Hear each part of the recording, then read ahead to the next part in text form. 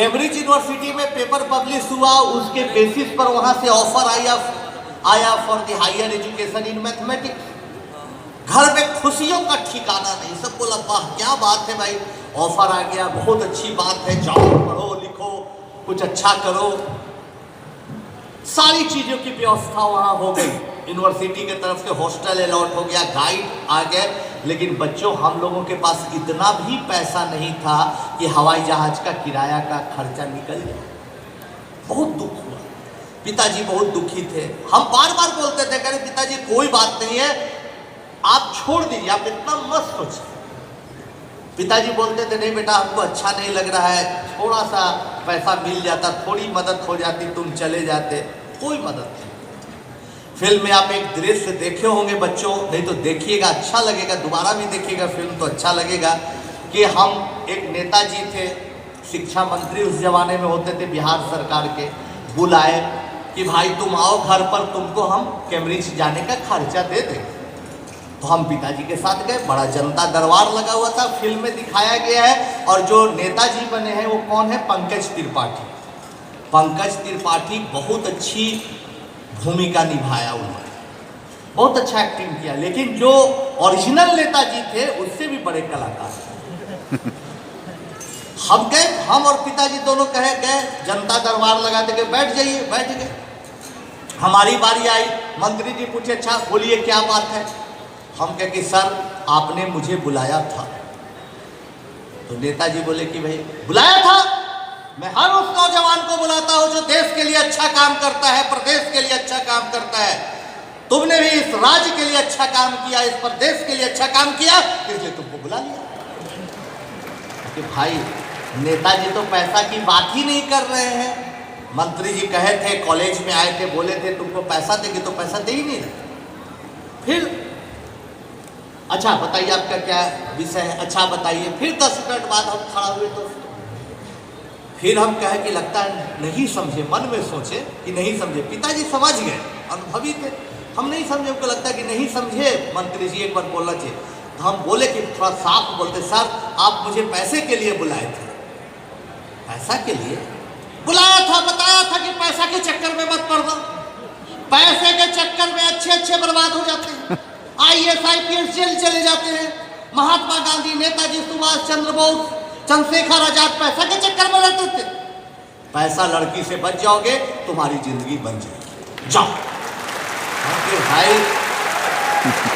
ये तो बात ही कुछ और कर रहे हैं, हम घबरा गए पूरा। पिताजी कहे चल बेटा चल, मंत्री जी बोले अच्छा जाइए जाइए जाइए, लेकिन हम नहीं मान रहा था मेरा मन कि भाई मंत्री हैं, बहुत सारी जिम्मेवारियां हैं, हो सके भाई भूल गए। फिर एक बार हमने बोला कि अच्छा ये बताइए सर कि आपने मुझे बुलाया था। अरे भाई बुलाए थे, बताइए ना बात क्या है। अब कि सर विदेश जाना था पढ़ने के लिए, आपने मदद के लिए बोला था। ओ विदेश जाना, कहाँ जाना? कि सर इंग्लैंड जाना है। इंग्लैंड जाओ, अमेरिका जाओ, और लंदन और जापान भी जाओ, लेकिन फिर इसी मिट्टी के लिए वापस आना है तुमको, जहां गौतम बुद्ध को ज्ञान प्राप्त हुआ, जो महावीर की क्रम भूमि रही है, वहां तुम्हें आना है, मेहनत करना है, नया बिहार बनाना है। समझ लो ना बात को, हम क्या बोलना चाह रहे हैं। हम कि जी समझ रहे, जाओ जाओ जाओ, हैप्पी जर्नी, जाओ, जय हिंद। हम भी चले। दोस्तों फिल्म में सिर्फ इतना ही दिखाया, समय की सीमा थी फिल्म में, वो दृश्य काट लिया गया, लेकिन उसके बाद की कहानी बड़ा इंटरेस्टिंग है कि हम लोग थक गए पिता पुत्र, तो सड़क के उनके फ्लैट के ठीक उस तरफ एक ठेले पर चाय बेच रहा था एक आदमी बेचारा, स्टूल बेंच लगाए हुए था, वहीं पर हम पिताजी बैठ गए। पिता पुत्र चाय के शौकीन, बोला चाय वाला चाय चाहिए भाई। हाँ, चाय बनाने लगा। पिताजी से पूछा आप लगता है अपने बेटा के लिए नौकरी मांगने गए थे क्या? मंत्री जी के यहाँ डांट खा गया है, दोनों का चेहरा लटका हुआ है। पिताजी बोले नहीं नहीं नहीं, नौकरी नहीं मांगने गए थे, ये बात है। जब पूरी बात बताए तो चाय वाला गर्म हो गया। कौन भेज दिया आपको इसके पास? जो मंत्री, जो नेता 4 महीने से मंगवा मंगवा के उधार चाय पीता है, मेरा 1 रुपया आप तक नहीं दिया, वो आपके बच्चे को क्या मदद। इसलिए दोस्तों अपने आप पर भरोसा रखिए, अपने मेहनत पर भरोसा रखिए, कुछ अच्छा करने पर भरोसा रखिए, तो आपको जीवन में कभी भी निराशा नहीं होगी। अक्टूबर को 1 अक्टूबर को कैम्ब्रिज ज्वाइन करना था। सारी तैयारी हो गई, पासपोर्ट भी बन गया था, सिर्फ टिकट की व्यवस्था की बात थी। 23 अगस्त को हमारे पिताजी बहुत निराश थे, बैठ के खाना खा रहे थे हम और माताजी, मेरा भाई समझा रहा था बार बार कि अरे भैया आप मत निराश होइए। हम बोलते थे अरे पिताजी पटना में, दिल्ली में कहीं पढ़ाई कर देंगे फिर ऑफर आएगा, आप टेंशन काहे लेते। लेकिन पिताजी सडन गिर गए, हार्ट अटैक आया, 2 मिनट भी नहीं लगा, इस दुनिया को छोड़कर चले गए, एकदम स्वस्थ होते हैं। दोस्तों, सारी जिम्मेवारी और जवाबदेही जो पिताजी के कंधे पर थी, हमारे कंधे पर आगे छोटा भाई था, BHU में पढ़ रहा था, माताजी थी। अब ऐसे दुविधाजनक भी मोड़, ऐसा अचानक क्राइसिस भी किसी के भी जिंदगी में आ सकता है। भगवान न करे कि इतना खराब क्राइसिस है, दूसरे तरह का क्राइसिस आ सकता है। लेकिन उस समय भी हम स्वामी जी की बात को याद रखा कि अपने पथ से हटो मत, डटे रहो। कठिनाइयाँ आएंगी, समस्याएं आएंगी, समस्या को देख के तुम घबराओगे तो तुम पथ भटक जाओगे। पिताजी के जगह पर अनुकंपा के आधार पर नौकरी मिल रही थी।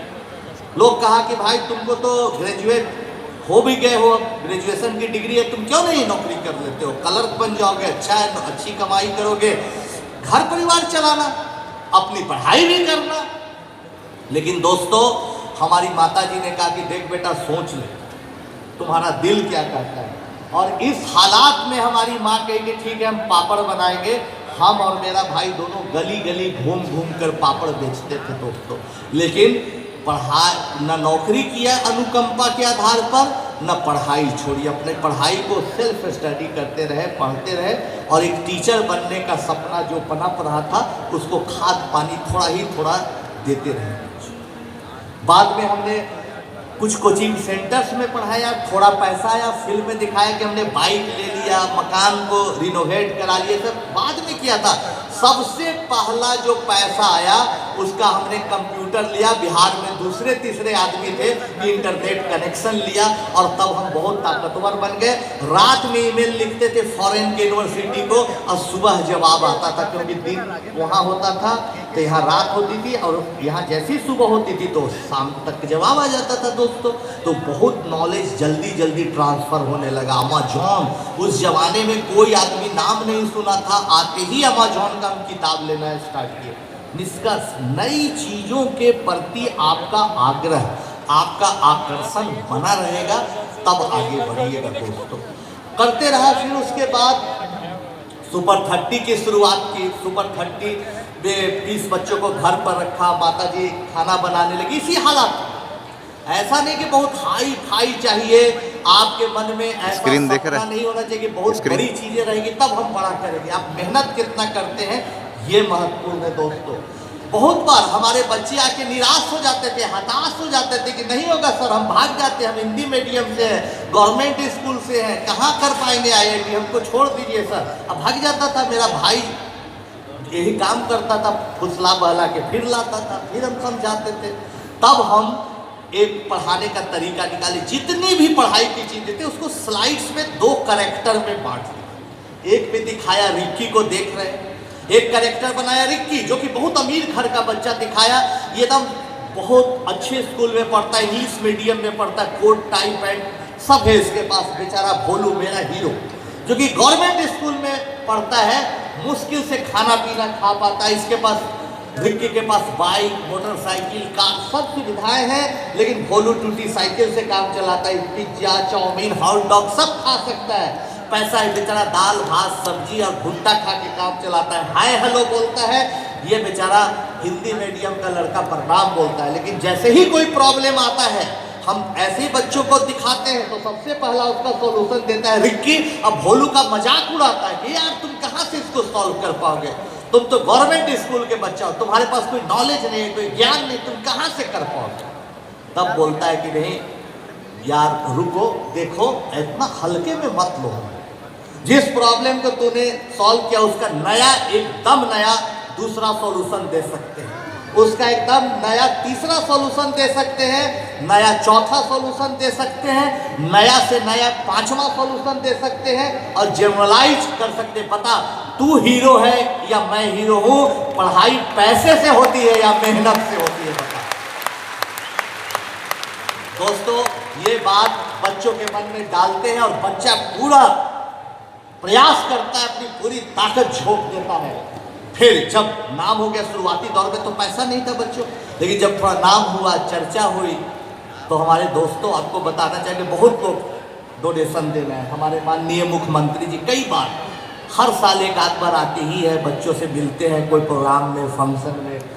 हमारे पूर्व प्रधानमंत्री जी मनमोहन सिंह जी, हमारे माननीय आदरणीय प्रधानमंत्री जी नरेंद्र मोदी जी, मुकेश अंबानी जी, आनंद महिंद्रा जी, कल भी परसों भी आनंद महिंद्रा जी के साथ हम लोग, आप लोग युवा वाले कार्यक्रम में जो सिलेक्ट होकर गए थे, हम लोग साथ में थे, बैठे हुए चाय पानी कर रहे थे। तमाम लोगों ने कहा पैसे ले लो, पैसे ले लो, चंदा ले लो, चंदा ले लो। लेकिन दोस्तों आज तक आनंद कुमार ने 1 रुपया किसी से चंदा डोनेशन किया, 1 रुपया।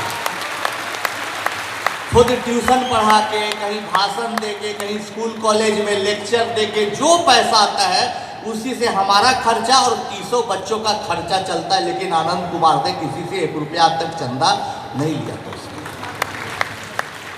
फिर कोचिंग माफिया लग गया। आप अच्छा काम करिएगा, किसी का कुछ नहीं बिगाड़िएगा, इसका मतलब ये नहीं कि आप शांति से चलिएगा। समस्याएं हमेशा कुछ ना कुछ करके पीछा करते रहेगी। तो कोचिंग माफिया लग गया, बोला भाई इतना हम लोग कमाए, वहाँ के कुछ ब्यूरोक्रेट्स, कोई पॉलिटिशियन भी पीछे पड़ गया, सब मिलजुल के। भाई ये क्या बात है भाई, खेल युवा कल्याण विभाग छत्तीसगढ़ आनंद कुमार को बुलाता है, हमको नहीं बुलाता, ईर्ष्यावश। धमकी आया पटना कोचिंग एसोसिएशन का कि हेलो आनंद कुमार बोल रहे हो, प्रोफेसर हो तुम? जी बोल रहे हैं, बोलिए। तो मैं फल्ला फल्ला बोल रहा हूँ, अपने टाइम का सबसे बड़ा क्रिमिनल जो डर से हमेशा जेल में ही बंद रहता था कि बाहर निकलेंगे तो कोई हमारी कोई हत्या न कर दे दूसरा की। फोन किया तो हम बहुत हंसे, क्योंकि हम सोचे हमारे जैसा टीचर को कौन फोन करेगा, कोई बड़ाई करेगा? इतना बड़ा क्रिमिनल जो तुरंत मर्डर कर देता है, हमरा क्यों फोन करेगा भाई? हम बोले कि बोलिए क्या बात है। अरे तुम बंद कर दो, नाटक करते हो धर्मात्मा बनने का, क्या क्या बहुत अलबल चीज बोला। 5 लाख रुपया दे दो, पैसा दे दो, बच्चा के जो खाना खिलाते हो हमको भेज दो, बहुत बोला। तो हम बोले कि ये बेटा, हमको लगा कोई अभी टेस्ट दिया है बच्चा, वो फेल कर गया है और सुपर 30 में नहीं हुआ, इसीलिए मुझे धमका रहा है चिड़चिड़ा के। तो हम बोले बेटा क्यों ऐसा मजाक कर रहे हो, पढ़ना है तो आ जाओ, हम तुमको ऐसे ही पढ़ा देते हैं। और बेचारा नर्वस होकर फोने रखे। फिर किया थोड़ी देर में, क्या तुम हमको नहीं पहचान, हमके पहचान रहे हैं, तुम्हारा फोन नंबर अभी यहाँ पर प्रिंट हुआ, अभी तुरंत पुलिस को हम कॉल करेंगे, आइडेंटिफाई होगा तुम्हारा नंबर, तुम्हारे पिताजी को पता चलेगा, पिताजी सोचेंगे मेरा बेटा कितना नालायक है। फिर रख दिया फोन। फिर 10 मिनट बाद गाली गलौज किया तो हम पुलिस स्टेशन में खबर किया। पुलिस ने कहा कि नहीं ओरिजिनल क्रिमिनल, आप घर से मत निकलिए, ये बच्चा उच्चा नहीं, ओरिजिनल क्रिमिनल, ये आवाज़ नहीं बदल रहा है, इसकी यही आवाज़ है। दोस्तों हम बहुत घबरा गए, कोई इतना बड़ा क्रिमिनल का धमकी उनकी आएगा तो डर गए, घर से निकलना बंद कर दिया। लेकिन धीरे धीरे धीरे धीरे 10 दिन 15 दिन बाद देखे सब कुछ ठीक तो है। फिल्म में आपने देखा कि एक ही हमला हुआ है, लेकिन दोस्तों ऐसा 4-5 हमले हम पर हुए, अटैक हुआ। एक हमला तो इतना खतरनाक था, आप देख रहे हैं सर्किल के थोड़ा ऊपर देखिए कि हमारा एक नॉन टीचिंग स्टाफ को और मुझे इतना भयानक हमला था कि मुझे बहुत चोटें आई, लेकिन पूरा पेट, मुन्ना प्रसाद इसका नाम है, उसको चाकू से क्रिमिनल फाड़ दिया और यही गिर गया। अब तो एकदम अफरा तफरी मच गया। अब दोनों को टांग के पटना मेडिकल कॉलेज में लोग ले गए, वहाँ पर PMCH में लोग बोले कि भाई इस आनंद कुमार तो बच जाएगा, लेकिन मुन्ना को बचाना बड़ा दिक्कत है।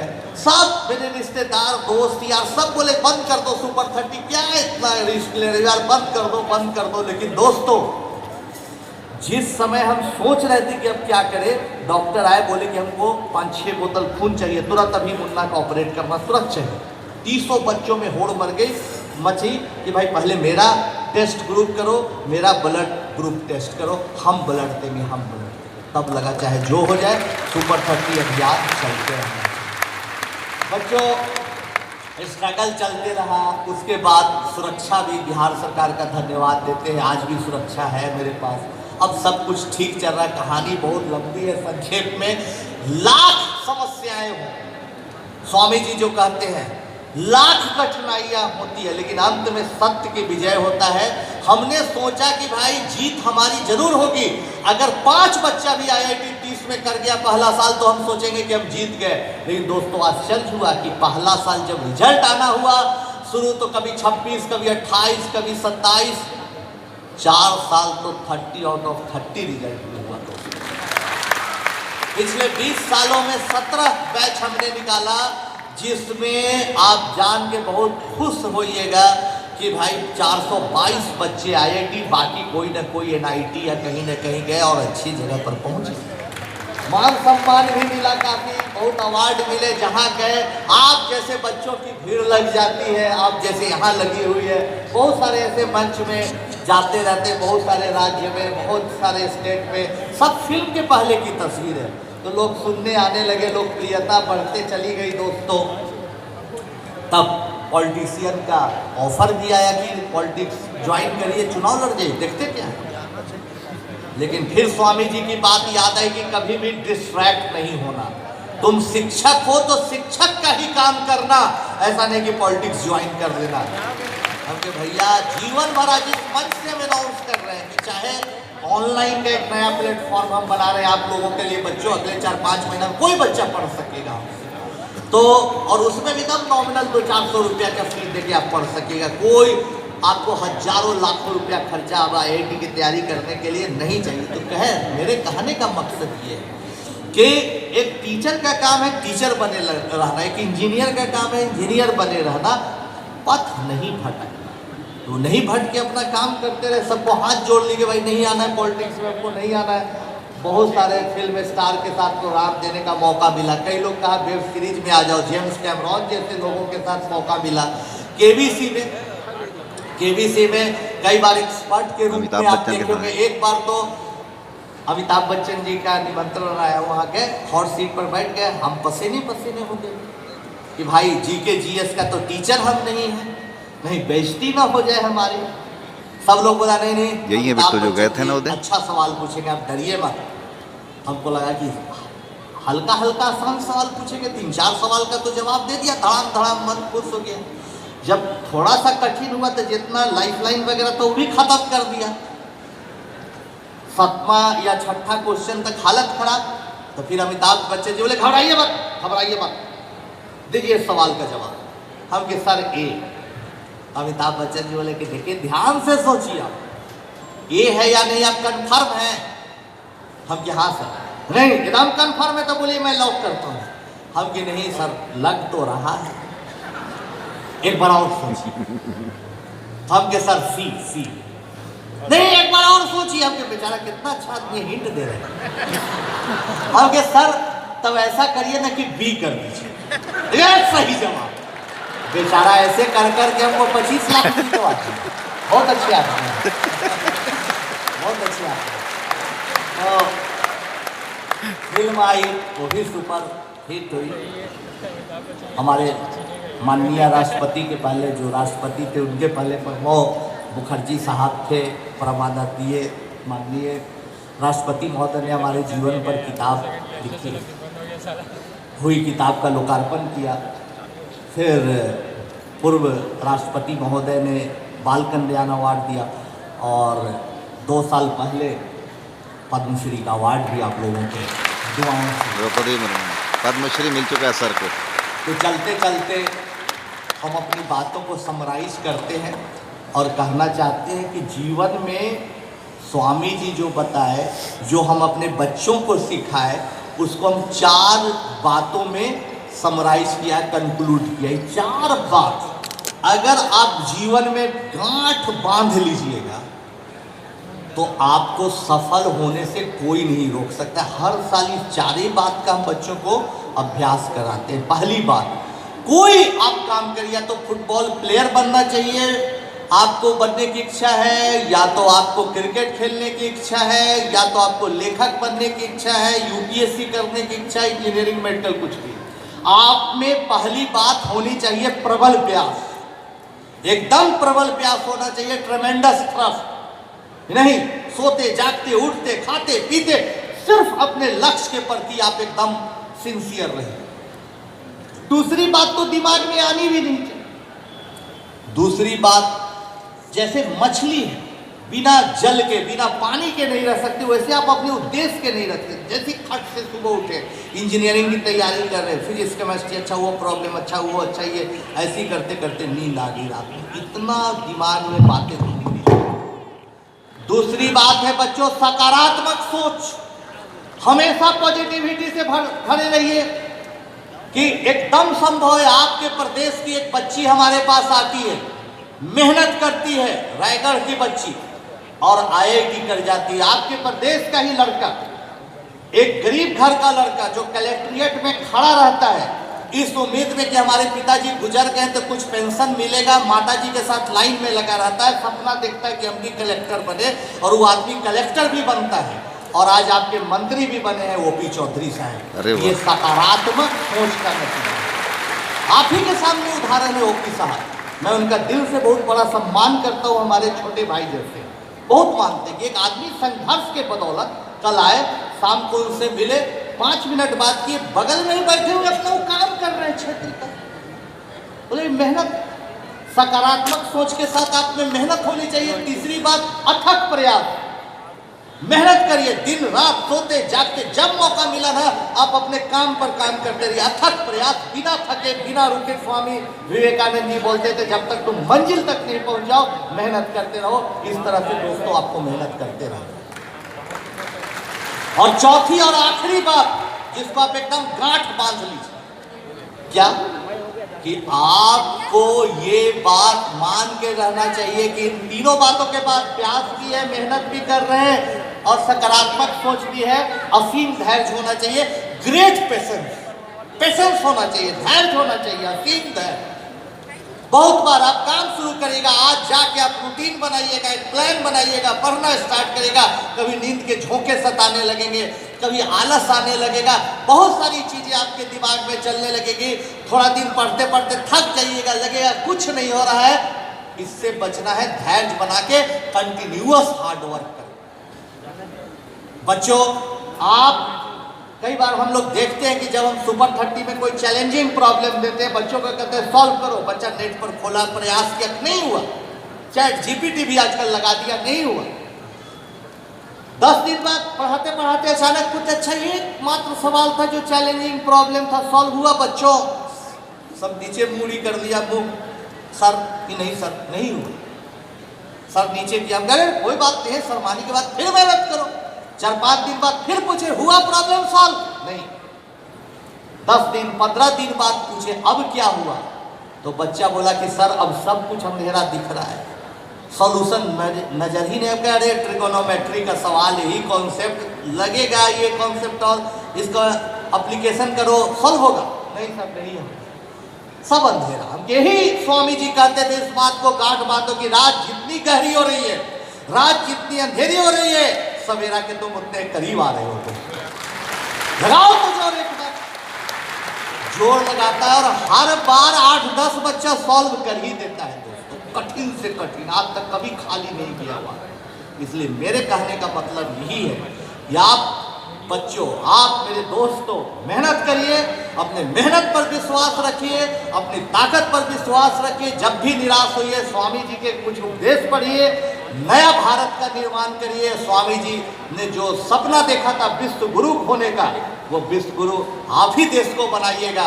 आने वाले 10 साल बाद, 20 साल बाद हमारे अस्पतालों में, यहाँ तक कि छत्तीसगढ़ का अस्पताल भी खुल रहेगा, और उसमें छत्तीसगढ़ नहीं बल्कि यूरोपियन मरीज आके वहाँ पर इलाज कराते हुए रहेंगे। छत्तीसगढ़ में ही ऐसा यूनिवर्सिटी बनेगा जहाँ विदेशी आके पढ़ते रहेंगे। वो दिन दूर नहीं है, और ये जो नवनिर्माण होगा ये हमारे IAS IPS सभी लोग करेंगे ही, सरकार भी करेगी, लेकिन बगैर आपके साथ के नहीं पॉसिबल है। इसलिए अपनी पूरी ताकत लगाइए, छत्तीसगढ़ को आगे बढ़ाइए, छत्तीसगढ़ आगे बढ़ेगा, देश आगे बढ़ेगा, और हम लोगों को गर्व होगा, हमको भी गर्व होगा कि ऐसे नौजवान साथियों को जो आज छत्तीसगढ़ इतना बड़ा हो गया है, मुझे भी कुछ बोलने का मौका मिला। जय भारत, जय हिंद, और भारत माता की, भारत माता की, भारत माता की।